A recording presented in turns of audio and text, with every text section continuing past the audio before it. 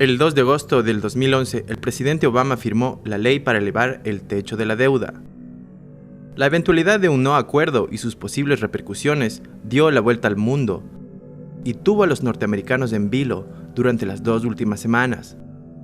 La mera posibilidad de no recibir sus cheques de ayuda social o no recibir el dinero para mantener sus escuelas y hospitales pintó un sombrío panorama en el horizonte. Para los ya bastante maltratados padres y madres de familia de clases baja y media en Estados Unidos. En este reportaje especial analizaremos ciertos hitos y aspectos relacionados a este importante hecho y sus posibles consecuencias, para así poder comprender qué es lo que realmente está pasando detrás de los titulares de prensa y las declaraciones oficiales. Congress has now approved a compromise to reduce the deficit and avert a default that would have devastated our economy. It was a long and contentious debate, and I want to thank the American people for keeping up the pressure on their elected officials to put politics aside and work together for the good of the country. This compromise guarantees more than $2 trillion in deficit reduction. It's an important first step to ensuring that as a nation we live within our means. Yet, it also allows us to keep making key investments in things like education and research that lead to new jobs, and assures that we're not cutting too abruptly while the economy is still fragile. This is, however, just the first step. This compromise requires that both parties work together on a larger plan to cut the deficit, which is important for the long-term health of our economy. And since you can't close the deficit with just spending cuts, we'll need a balanced approach where everything's on the table. Yes, that means making some adjustments to protect healthcare programs like Medicare so they're there for future generations. It also means reforming our tax code so that the wealthiest Americans and biggest corporations pay their fair share. And it means getting rid of taxpayer subsidies to oil and gas companies and tax loopholes that help billionaires pay a lower tax rate than teachers and nurses. I've said it before, I will say it again. We can't balance the budget on the backs of the very people who have borne the biggest brunt of this recession. A decir de muchos periodistas y comentaristas políticos, Barack Obama sacrificó su carrera política y cedió a las demandas de los republicanos que mantuvieron a la economía del país como rehén, en un vergonzoso juego que puede resultar catastrófico para la economía del país, aún después de haber firmado el acuerdo. La economía norteamericana, cuya salud depende mucho de la seguridad que proyecte, puede ser la gran perdedora, y no el presidente Obama, cuyos chances de reelección se desvanecieron al aprobar el plan que en la práctica hace todo lo contrario de lo que su discurso predica.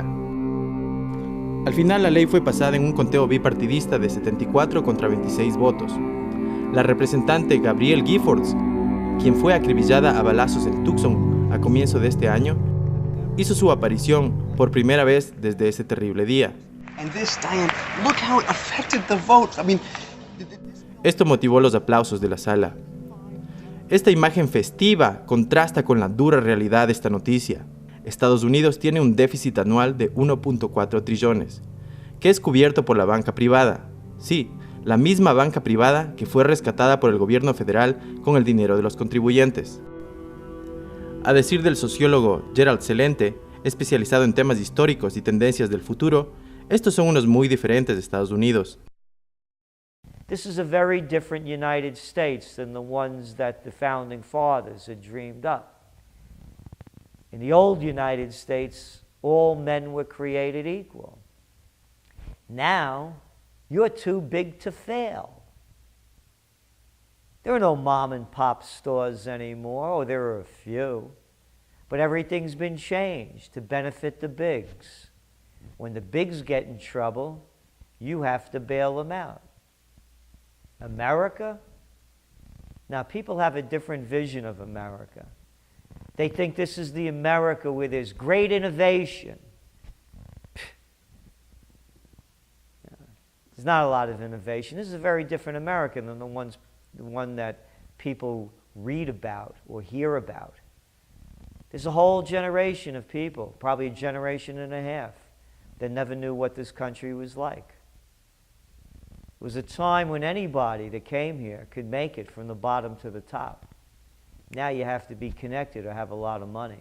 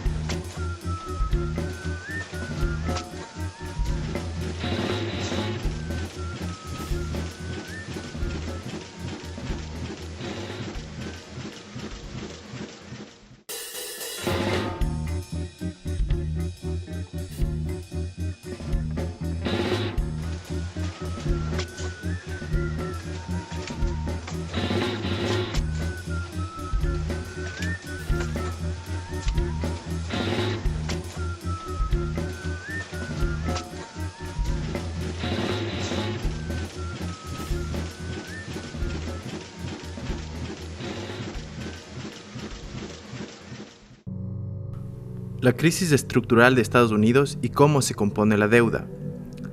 1971. Como parte del proceso de globalización y para poder aumentar sus ganancias trimestrales, las grandes corporaciones y el capital iniciaron un traslado de su industria a países del tercer mundo, donde pagarían sueldos hasta 50 veces más bajos. Desde la década de los 70 hasta la actualidad, el proceso de desindustrialización del país ha creado millones de desempleados y ha movido millones de personas de la clase media a la clase baja. Solo desde 2001, 42.400 fábricas fueron sacadas al extranjero o fueron cerradas por quiebra. Actualmente, casi la totalidad de artículos negociados en la economía diaria son hechos en China u otro país con sueldos de esclavistas. Esto ha degenerado el poder adquisitivo de la clase media, el cual es el motor de una economía capitalista tradicional.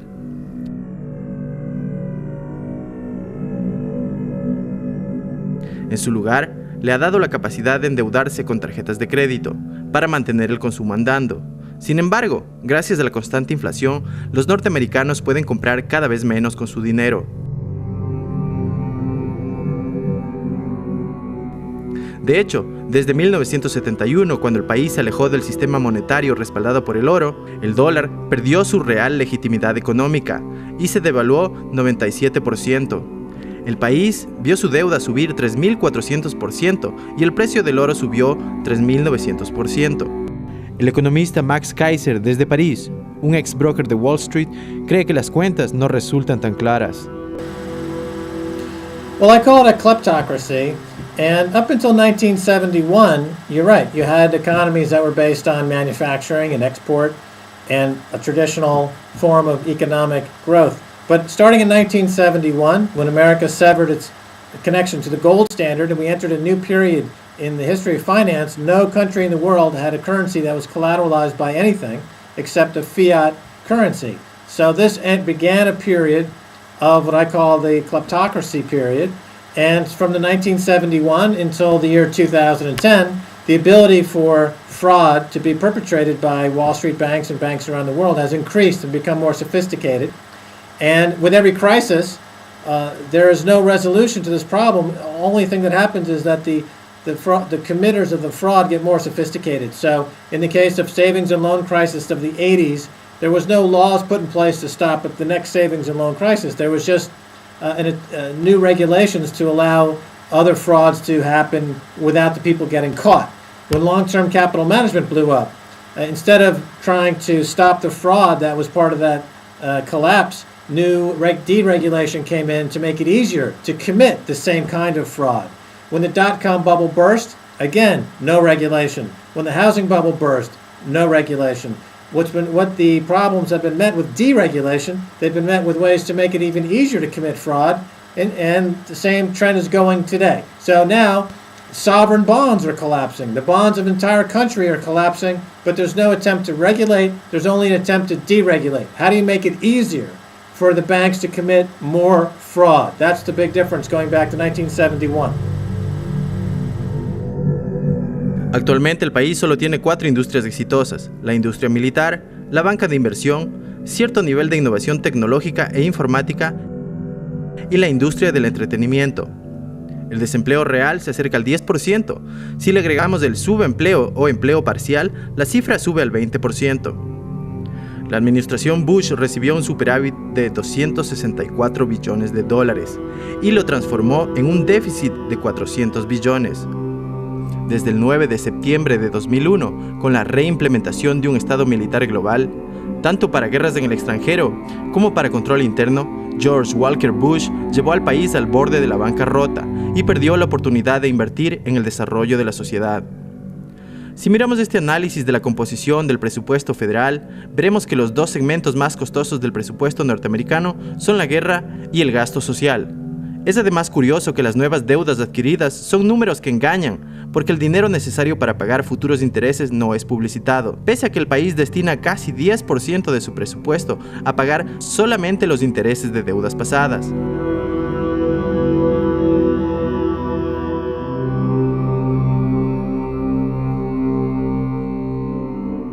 Revisemos ciertos datos de gasto militar recopilados por Business Insider, una revista de negocios. Estados Unidos gasta más en guerra que los siguientes 15 países juntos. El Pentágono gasta más dinero de lo que todo el país gasta en salud, educación, bienestar y seguridad combinados. En 2008, Estados Unidos representaba un 32% de la economía mundial. Desde entonces duplicó su gasto militar y su porcentaje en la economía mundial es ahora 23%. Cada día en la guerra de Afganistán se gasta más dinero del que se gastó construyendo el edificio del Pentágono. En 2008, el Pentágono gastó cada 5 segundos en la guerra de Irak más dinero del que el americano promedio gana en un año. El Pentágono consume 80% de la recaudación de impuestos. Estados Unidos tiene 5% de la población mundial, pero gasta el 50% del gasto militar.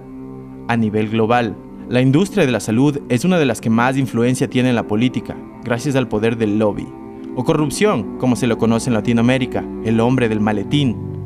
La enorme influencia política ejercida por las corporaciones farmacéuticas es evidente al notar que una medicina que en Cuba vale 50 centavos de dólar, en Estados Unidos vale hasta $100, es decir, 200 veces más.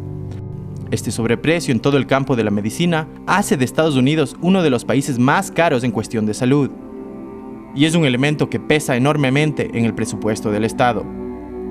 No solo eso, sino que como consecuencia de un proceso de más de 10 años de desregulación de los bancos, en los cuales la codicia triunfó por sobre la razón, la crisis del mercado de bienes raíces y el salvataje de la banca, en 2008 el presidente Obama firmó el TARP por $800 billones. Desde entonces, el déficit acumulado ha crecido hasta la inimaginable suma de 1.4 trillones.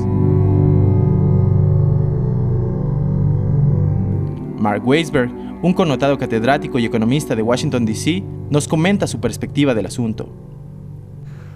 Well, there's no doubt that there's been an explosion in the size of the financial sector, and especially in the high-income countries like the United States and in Europe. But it affects the whole world because these interests, these financial interests, affect the major decisions, the policy decisions that are made by governments all over the world. So that has effects on the economy. And, a lot of long-term effects as well as this goes on for a long time. So that's just one example, but you can go throughout the whole world. You can look at Europe, look at what they're doing to Greece and Ireland and Spain and Portugal. And they're putting these countries through the kind of punishment that they only used to do to developing countries. And why are they doing it? Because the creditors, the bankers, want to squeeze as much out of these countries as they can. And they don't care if they're shrinking the economy while they're doing that.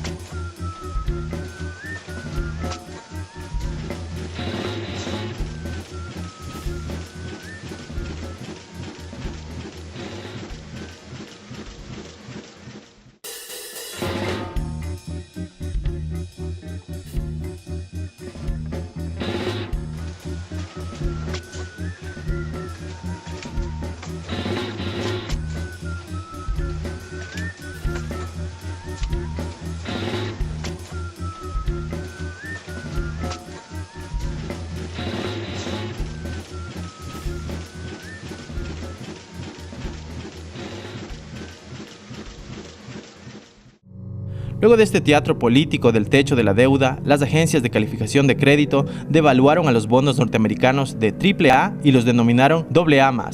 Normalmente esto no representaría un gran problema, pero Estados Unidos es un caso especial. Desde 1971, cuando el dólar fue separado del estándar del oro, el país básicamente se ha mantenido imprimiendo dinero sin otro respaldo que sus alianzas políticas y económicas, y sobre todo su poderío militar, como nos explica el catedrático alemán F. Wilhelm Engel. Money is power, and if you have the power to back up certain political arrangements, then people take your money because they have no choice. Money is not a financial medium. That's the minor aspect of money. Money is power. And the dollar bill after 1971, I like to say, is not any longer backed by gold. It's not even today backed by oil as it was in the 70s. It's backed by F-16 American fighter jets, by Abrams tanks, by the power of the US military.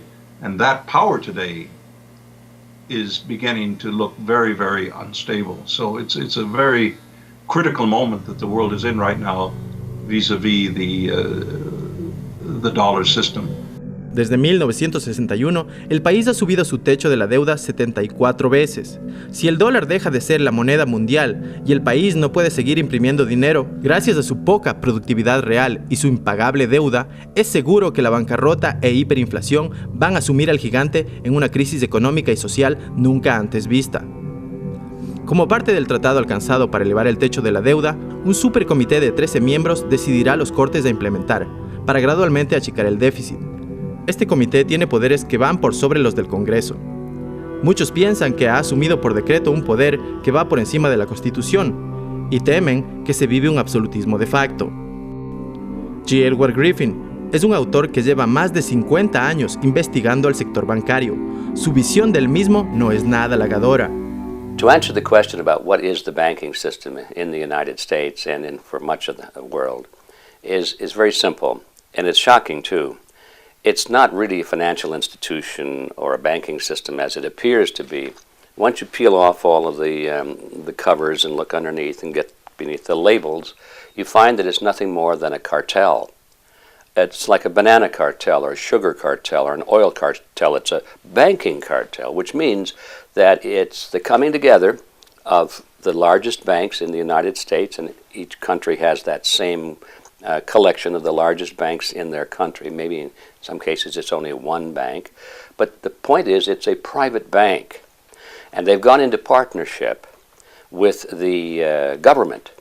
The government has given them, by law, given them the authority and the power to create the nation's money.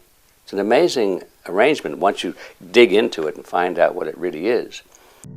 Lo importante es reconocer que para reducir la deuda no es el gasto militar ni los cortes de impuestos a los ricos la prioridad de esta junta supraconstitucional, ni de los partidos demócrata y republicano.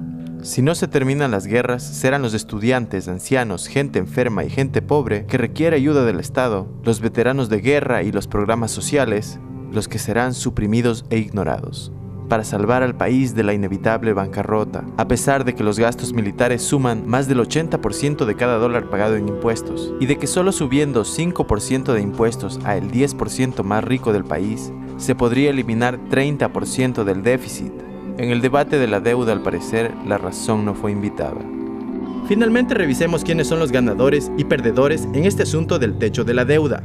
Los ganadores, banqueros de Wall Street, la élite económica, el 10% más rico, compañías multinacionales, petroleras y de gas, y las corporaciones transnacionales. Son los grandes ganadores de esta maniobra política. Ellos ven sus subsidios y cortes de impuestos intocables, pese a que el país está yéndose a la bancarrota.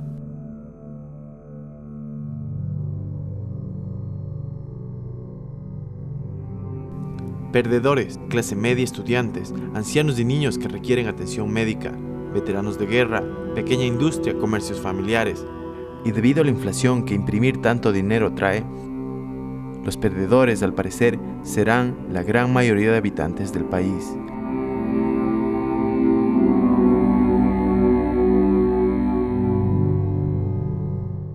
Si bien es importante balancear el presupuesto del Estado, es aún más importante definir las verdaderas prioridades del país. Yo me pregunto, ¿es más importante la supuesta guerra contra el terror que la salud y el bienestar de los habitantes de Estados Unidos? ¿Es más importante el control político y policial sobre las personas que la educación de los niños? ¿Es más importante la voluntad del 1% de personas quienes controlan el 60% de la riqueza que la salud y el futuro del resto de la sociedad? Yo creo que todos nos imaginamos la respuesta. Para Telesur, este ha sido un reportaje especial de Oscar León, el reportero del sur.